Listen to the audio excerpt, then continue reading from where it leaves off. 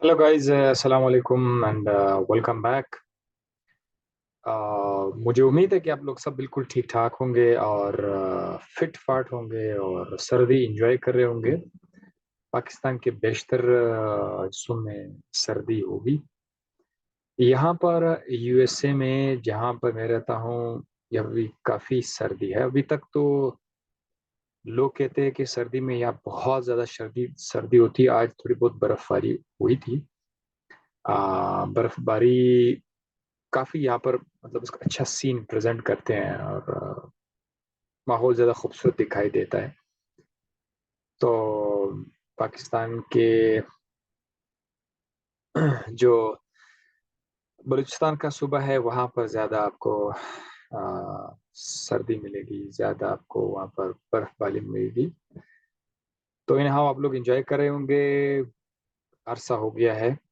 आ, आपको थोड़ी सी एक अपडेट देनी थी कि इंशाल्लाह पीएचडी एक कुर्बानी है, इसमें कोई शक नहीं है कि इसके लिए हमने काफी ज्यादा टाइम 2021 से from 2021 I have not recorded proper video lectures on the whiteboard.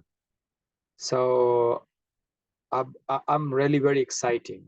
uh, I'm waiting for my arrival back to Pakistan inshallah.